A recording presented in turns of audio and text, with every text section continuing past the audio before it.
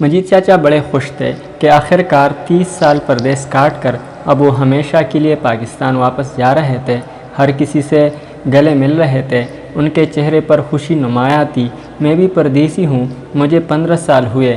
ان کو دیکھ کر مجھے بھی خیال آیا کہ ایک دن میں بھی ہمیشہ کے لیے پردیس چھوڑ دوں گا، مگر فی الحال مجید چاچا کی خوشیوں میں سے ہی خوشیاں بانٹ رہا تھا۔ ساری رات مجید چاچا نے خوشی سے جاگ کر گزاری۔ اگلی صبح انہیں ایئرپورٹ چھوڑا اور واپس آ گیا۔ میں اپنے کام کاج میں لگ گیا اور مجید چاچا پاکستان پہنچ گئے۔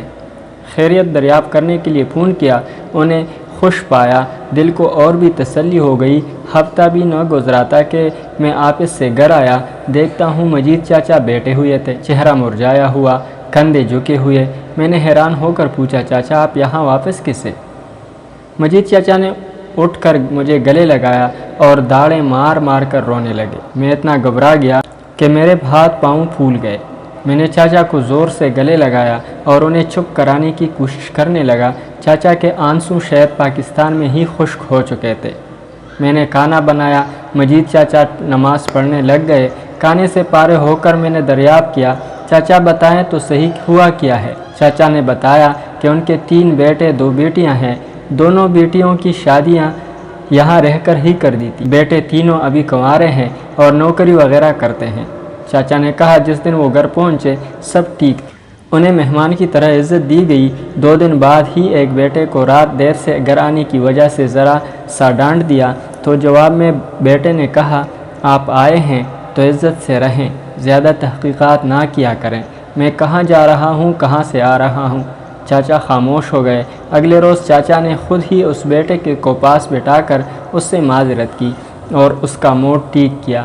مزید 2 دن گزرے تو دروازے پر دستک ہوئی۔ باہر کوئی لڑکا ان کے بڑے بیٹے کو بلانے آیا تھا۔ اسی بیٹے نے دروازہ کھولا۔ ڈرائنگ روم میں بیٹے چاچا مجید اپنے بیٹے کی اس کے دوست سے گفتگو سن رہے تھے۔ دوست کہہ رہا تھا 4 دن ہو گئے ہیں تو رات کو باہر نہیں آتا، ہم تیرا انتظار کرتے رہتے ہیں۔ بیٹے کا جواب تھا یار ابا آیا ہوا ہے، یہ چلا جائے تو آزادی ملے گی، جب سے آیا ہے ناک میں دم کر رکھا ہے۔ اس کے الفاظ چاچا مجید کے دل میں خنجر کی طرح پیوست ہو رہے تھے۔ شاید چاچا کے کانوں نے ہی مزید سننے کو طاقت گنوا دی۔ چاچا بے ہوش ہو گئے۔ وہ کئی گھنٹے اسی کمرے کے فرش پر گرے پڑے رہے۔ جب ہوش آیا تب بھی خود کو اکیلے ہی پایا۔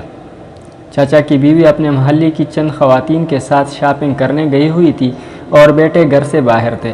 چاچا اپنے خالی مکان کی دیواروں سے عجیب باتیں کرنے لگے۔ کبھی کہتے ہیں میں کہاں غلط ہوں، میں اتنا غلط ہوں، میں نے کیا نہیں کیا، کیا میں اتنا غیر اہم ہوں؟ اسی رات چاچا نے کھانے کے ٹیبل پر صرف اپنے لیے کھانا دیکھا، باقی سب باہر سے کھا کر آئے تھے۔ چاچا نے گلہ کرنا چاہا کہ ان کے ساتھ کھانے کی ٹیبل پہ بیٹھ ہی جاتے، مگر مزید تکلیف دہ جواب نہ سننے کا حوصلہ تھا، نہیں سوال کیا۔ کھانا کھایا اور لیٹ گئے۔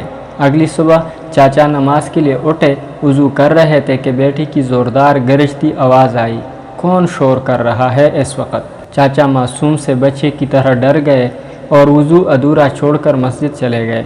وہیں وضو کیا اور نماز پڑھی۔ نماز کے بعد دعا مانگتے ہوئے چاچا رونے لگ گئے۔ تبھی امام مسجد نے چاچا کو پوچھا کیا ہوا، بڑے میاں روتے کیوں ہو؟ چاچا نے سارا ماجرا بیان کیا اور امام صاحب سے پوچھا کہ آپ ہی بتائیں مجھے اب کیا کرنا چاہیے۔ امام صاحب جو بہت بزرگ تھے فرمانے لگے اب تو کچھ نہیں کر سکتا سوائے برداشت کے یا ان کے لیے ہدایت کی دعا کرنے کے۔ جو وقت تیرے بچوں کی تربیت کا تھا وہ تو نے پردیس میں گزار دیا، اب وہ بچے نہیں رہے، انہیں جس طرح کی پرورش ملی وہ ویسے بن چکے، اب یا برداشت کر یا ان سے الگ ہو کر کہیں اور رہ لے۔ چاچا واپس گھر گئے، بیوی سے تمام حال بیان کیا۔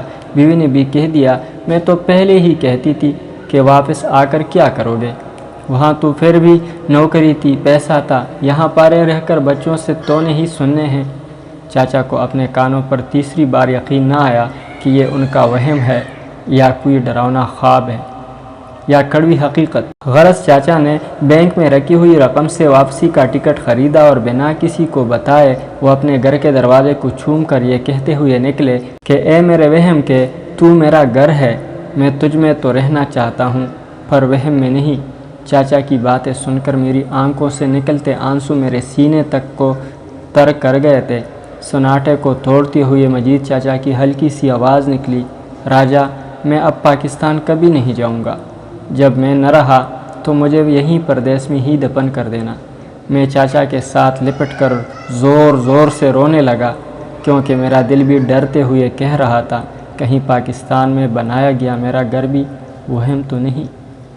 ناظرین، اگلی ویڈیو تک اللہ حافظ۔